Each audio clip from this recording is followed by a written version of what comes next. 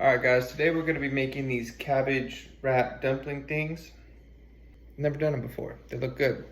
Anyway, behind me, I have some water boiling. We're going to blanch those cabbage leaves. First things first though, we got to rinse our Napa cabbage off. I was thinking about taking the small inside leaves from the cabbage and just chopping them up real fine and throwing them inside of the dumpling filling. But there's so many of them, I think I might just make kimchi out of these real quick. All right, now I'm just gonna throw these leaves into the boiling water until the white part softens up. All right, now I'm gonna take them out and throw them into this ice bath. All right, I took these out and drained them, set them to the side. Don't want them to get soggy. Now, we're gonna start working on the dumpling filling. So I got some garlic and ginger here that I'm gonna chop up real quick. All right, we're out here in the garden because I need to get some of this green onion. That's a big boy. Now, I was also thinking about using these garlic shoots behind me in there, but I'm just gonna pull the whole thing out because I need some garlic for my kimchi.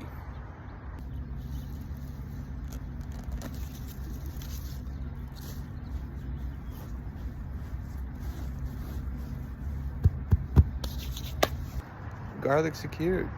All rinsed off, now it's time to chop them up. All right, we got this all chopped up. Now it's time to go in with a little bit of salt, pepper. I'm gonna put a splash of this rice vinegar in there because I feel like it'll be good. I got soy sauce, I got sesame oil, I got these Korean red pepper chili flakes, and I got gochujang. I'm gonna throw that in there too. All right, now I'm gonna crumble up some of this tofu and put it in there. All right, not gonna lie, I probably should have gotten ground pork, but we're gonna work with what we got. Save a little bit of money. We got ground turkey. Got it all mixed up and it smells so good.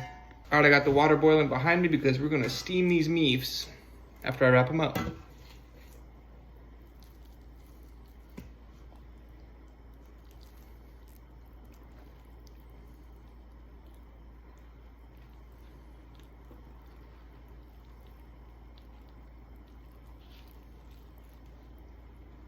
All right, we got the water boiling behind me.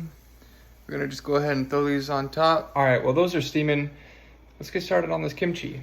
All right, this whole time it's been soaking in salt water, so right now I just drained it and I'm drying it off as best I can. All right, I just cut them up into about inch pieces and we're gonna throw it into this bowl. And now it's time to chop up our garlic. All right, since I wasn't planning on making kimchi, I'm just working with what I have. It's just gonna be a pretty simple version of kimchi, but. All right, it's been 10 minutes, let's check them out. They are not quite ready. So I'm just gonna let them go for 5 more minutes. All right, garlic shoots are all rinsed off and cleaned up. I'm just gonna cut them into like, I don't know, 2 to 3 inch little segments, throw them straight in. Checked on the dumplings again, and I think I'm gonna throw them in there for another 5 minutes because some of those boys are thick. But anyways, kimchi's all ready. I'm just gonna package it up real quick. And just like that, kimchi's all done. Just gotta leave it in the fridge for a few days to ferment. All right, they're all done. All right, as much as I'm sure these are already fire, I'm gonna fry about half of them up in some sesame oil like you would some gyoza. See how they turn out. All right, well, I got those frying up behind me. Let's try out these plain ones.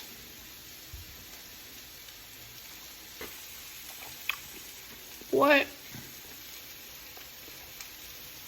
Oh my God. What?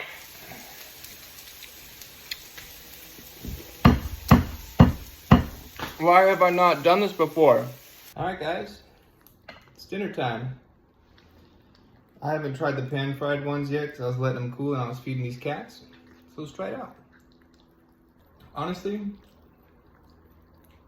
there's not much of a difference. I don't think it's worth it. Just as good though.